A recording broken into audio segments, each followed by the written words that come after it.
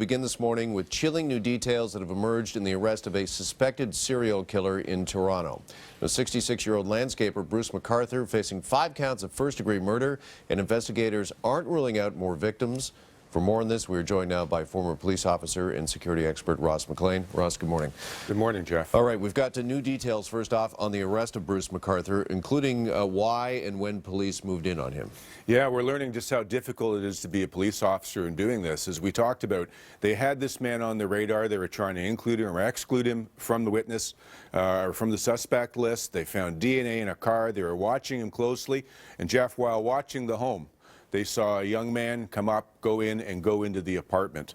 Now, this man had been known, apparently, to use sex workers.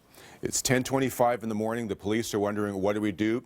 They went in. So the police were obviously fearful for this man's safety that went into the apartment. Absolutely they were. They went in, they kicked the door down, and they found the man tied to a bed.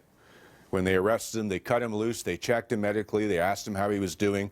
And this is just new information that's coming out that seems to be consistent with the profile that we're getting on this man. So for the police who had to make that decision, probably went earlier than they wanted to. They wanted to gather more information, but they did what they had to do. All right, a very dramatic takedown, obviously, and also he was hit, McArthur was, with 3 more charges yesterday, bringing the total, I believe, to 5, and we believe possibly more still to come.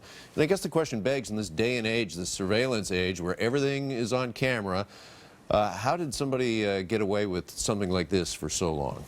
Well, there's 2 different types of serial killers generally that they look at, Jeff. What they call a disorganized serial killer. That's somebody who gets angry, kills someone, stabs them, leaves a body and moves on. You're finding bodies all over the place. You have to track them down. Then they have organized killers, who are ones who plan it, they premeditate, they've got a modus operandi, they plan on getting rid of evidence and hiding it and being hard to find. That's what this man did, but when the police were able to find the one thread to pull on, it looks like the house of cards would come down. All right, you speak of that thread. Here's the detective working this case on some of the evidence that they found. Where we've recovered the bodies are from large planters, and they've been hidden in the bottom of these planters. So we've seized quite a few planters from around the city, and we'll continue to do that. Gruesome details to be sure here, Ross, and McArthur was a landscaper by trade. That was his job, and police are now appealing to the public for their help in this case? They're appealing to the public. They want their help. Look, that detective, Hank Nzinga, he's a very, very good detective. He's asking for the community's help. They very much believe that there's going to be more victims in this, Jeff. There's going to be more. And this man's been at it for a number of years, likely. So they're looking for answers. I even had someone reach out to me on my Facebook page saying they had a family member go missing in 2008 that lived near where he was. Should they contact the police? I said yes.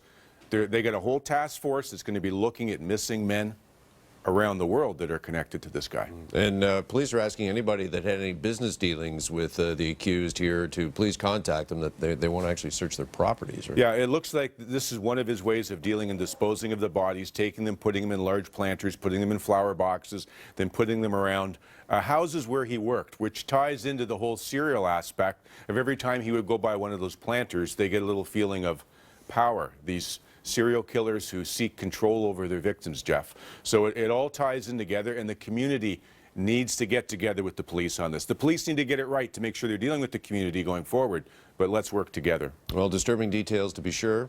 Ross McLean, our security expert. Thanks so much, Ross. Appreciate the time this morning.